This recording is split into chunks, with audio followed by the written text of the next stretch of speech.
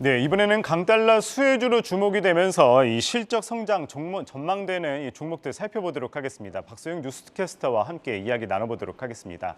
박소영 캐스터, 이 강달러 수혜 업종 대표적으로 자동차 업종이 꼽히지 않습니까? 그래서 그런지 그 가운데 현대차 3분기 실적 궁금한데요. 어떻습니까? 네, 이제는 강달러를 넘어서 킹달러란 단어가 등장했는데요. 1,500원 가는 것 아니냐는 우려의 목소리가 커졌지만 그래도 오늘 세계 국채지수 관찰대상국으로 이름을 올렸다는 소식이 들려오면서 그래도 1,430원 초반대로 내려왔습니다. 이 환율의 숨통이 트일 수 있을지 기대감을 갖게 하는 가운데 대표 고환율 수혜주로 꼽히는 현대차의 실적 전망 알아보겠습니다. 현대차의 3분기 매출은 34조 5,318억 원이고 영업이익은 2조 7,343억 원을 기록할 것이란 컨센서스가 나오고 있습니다. 이 영업이익 같은 경우에는 전년 동기 대비 70%가 증가할 것으로 전망되고 있는데요. 업계에 따르면 이 환율이 10% 오를 때 완성차 기업의 영업이익률이 3.3%포인트 오른다고 합니다. 현대차는 지난 2분기에도 높은 달러 덕에 6천억 원의 영업이익 개선 효과를 본 것으로 추정되지만 이번 3분기에는 이 환율이 급등하면서 시장 예상치를 훌쩍 뛰어넘을 것이라 보는 증권사들 리포트가 많이 나오고 있습니다. 여기에 글로벌 자동차 업체들이 여전히 반도체 부족 문제로부터 벗어나지 못하고 있는 가운데 생산을 빠르게 정상화시킨 현대차는 원활한 공급 물량에 좋은 마진까지 이 두 마리 토끼를 다 가져갈 수 있을 것으로 보이는데요. 3분기는 자동차 산업의 전통적인 비수기지만 올해는 이를 뛰어넘어 호실적이 가능할 것으로 보이고 있습니다. 현대차 오늘 흐름 살펴보시면요. 미국 상원에서 인플레이션 감축법의 전기차 세제 혜택 관련 조항을 일정 기간 유예하는 내용의 법안이 발의됐다는 소식이 들려왔지만 주가엔 반영되지 못하고 있습니다. 기관 매수가 유입되고 있긴 하지만 2% 하락하면서 17만 7천 원에 거래되고 있습니다. 예, 또 강달러 수혜주로 꼽히는 것이 엔터미디어 업종이라고요. 이 해외 매출이 높아서 그런 겁니까? 네, 그렇습니다. 해외 매출이 비중이 높기 때문에 엔터주들도 강달러 수혜주로 주목받고 있습니다. 매출 중에 상당 부분이 달러로 정산되는 만큼 이 달러 값이 오를수록 원화로 환산한 매출과 이익이 늘어나는 효과를 누린다는 이유에서인데요. 먼저 SM의 자회사 디어유가 대표 사례로 꼽히고 있습니다. 27일 디어유의 반기 보고서에 따르면 이 회사는 올해 상반기 7억 5,323만 원의 외화 환산 이익을 냈고 이는 영업이익 35억 원의 20%가 넘는 수준입니다. 외화 환산 이익이란 환율 변화로 인해 발생하는 회계 장부상의 이익으로 손익계산서에 영업 외 수익으로 반영되는데요. 이 달러가 싼 시기에 발생한 계약 대금은 입금되기 전에 매출 채권으로 기업 재무제표에 남아 있는데 이 결산 시기에 해당 채권 가격이 달러 가치의 상승과 함께 올라가면 그만큼의 차익이 외화 환산이익으로 잡히는 겁니다. 디어유의 플랫폼 버블은 매출의 대부분을 차지하는데 매출의 55%가 달러로 발생합니다. 여기에 또 해외 이용자 비중이 70%에 달하는데요. 이 관계자에 따르면 회사가 보유한 달러는 3천만 달러 규모로 이 달러당 원화값이 10원 내릴 때마다 순이익이 3억 원 늘어난다고 말했습니다. 디어유보다는 좀 SM이 탄력적으로 움직이고 있습니다. 3분기 에스파와 NCT의 컴백으로 인한 실적 개선 기대감도 있고요. 4분기로 갈수록 수익성이 더욱 나아질 것이라며 증권가에서는 목표가 11만 원을 제시하기도 하는데요. 기관 수급이 10거래일째 이어는 가운데 연이틀 강세 나타내고 있습니다. 현재 7만 900원 선에 거래되고 있습니다. 다음 하이브의 상황도 한번 살펴볼까요? 이 하이브도 자회사 위버스 컴퍼니를 통해서 버블과 유사한 팬덤 플랫폼인 위버스를 운영하고 있습니다. 위버스의 월 이용자 수는 680만 명에 달하는데요. 지난 상반기 하이브는 총 135억 원의 외화 환산이익을 기록했는데 지난해 하반기 같은 계정에서 이 8억 7천만 원의 손실을 본 것과 비교하면 크게 개선을 보인 것이 나타나고 있습니다. 하이브의 흐름도 한번 살펴보시죠. 시장이 밀릴 때 함께 추락하면서 공모가 부근에서 움직이고 있습니다. 증권가에서는 이 BTS의 그룹 활동을 제외하더라도 두 자릿수의 외형 이익 성장이 가능한 구조가 만들어졌다는 평가를 내놓고 있는데요. 경기 변동과 무관한 팬덤 로열티라 보고 있는 가운데 오늘은 그래도 반등해주고 있습니다. 현재 1.8% 오르면서 13만 4,500원에 거래되고 있습니다. 네, 오늘은 고환율 수혜를 받으면서 3분기 실적이 기대되는 업종들 살펴봤습니다. 박소영 캐스터였습니다. 잘 들었습니다. 네, 계속해서 3분기 최대 실적 예고되어 있는 엔터주 집중 점검해 보도록 하겠습니다. 오늘은 이현지 유진투자증권 연구위원 자리에 모셨습니다. 어서 오세요. 네, 안녕하세요. 네, 연구위원님 일단 SM이 라이크 기획과 이 계약 조기 종료를 검토 중인데요.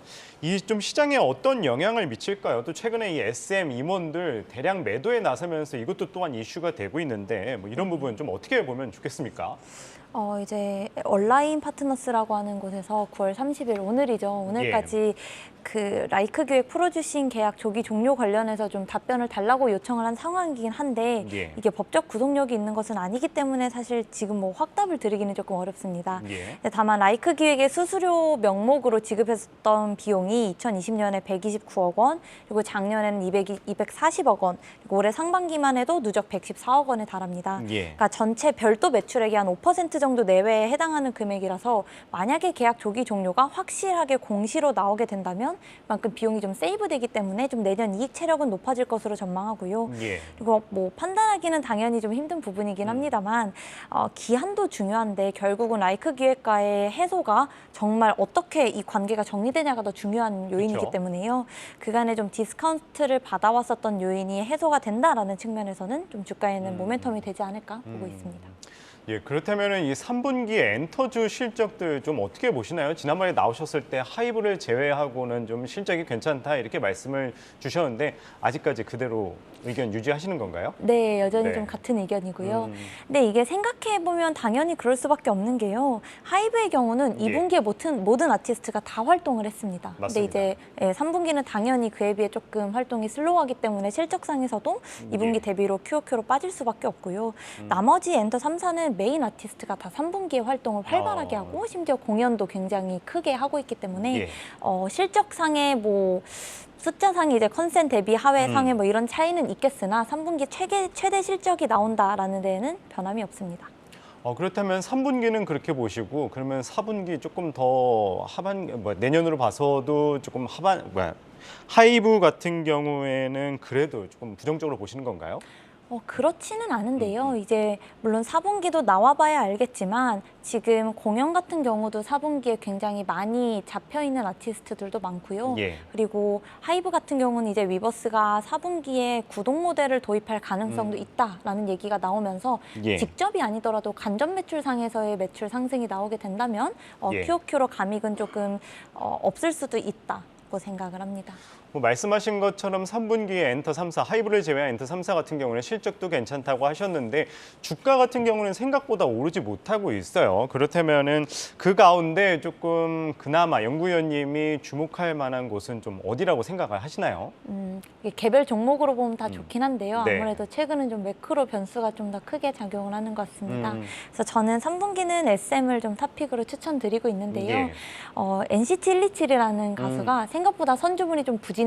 초반에는. 그래서 우려를 많이 했는데 이게 지금 초동 155만 장 생각보다 잘 실적으로 증명을 하고 있고요. 그리고 방금 말씀드렸던 라이크 기획 관련해서도 예. 이제 해소가 좀 예상이 되기 때문에 그리고 밸류에이션상 그렇게 뭐 부담스러운 구간도 전혀 아니기 때문에요. SM을 좀 탑픽으로 추천드립니다. SM을 탑픽으로 꼽으셨긴 했는데 그러면 다른 두 엔터사 같은 경우에는 그래도 주가 반등 어느 정도 그래도 긍정적으로 보세요? 그렇다면은?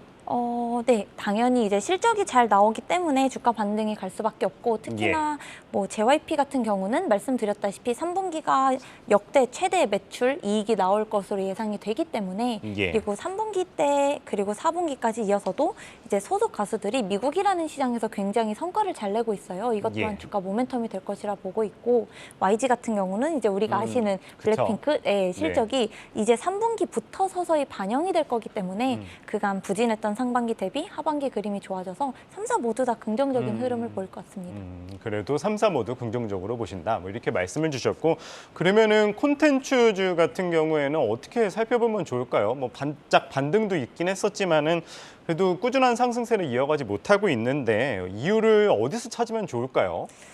콘텐츠도 사실 좀 매크로 요인이 더 크게 작용하는 것 같습니다. 예. 근데 이제 콘텐츠주는 크게 뭐 드라마랑 극장으로 우리가 나눠보게 된다면 사실 지금 극장은 성수기가 3분기가 성수기입니다. 그럼에도 불구하고 9월이 아직 집계는 다 안 됐지만 지금 월 관람객이 1,000만 명을 돌파하지 못하는 예. 상황이라서요. 생각보다 극장의 모멘텀이 그렇게 크게 이어지고 있는 것 같지는 않다라는 느낌이 들고요. 예. 그리고 넷플릭스 오리지널 같은 경우도 최근에 수리남이라는 드라마가 맞습니다. 공개된 이후에 크게 흥행할 만한 이렇다 할 드라마가 나오지 않는 상황입니다. 그래서 넷플릭스 자체에서도 기대할 만한 드라마가 우선은 없고 예. 더불어 실적도 3분기가 나쁘다 이건 아닌데 기대치를 뛰어넘을 만큼 좋을 만한 내용이 지금은 크게 보이지 않는 상황이라서 그래서 콘텐츠가 엔터 대비해서도 조금 더 흐름은 부진한 것 같습니다.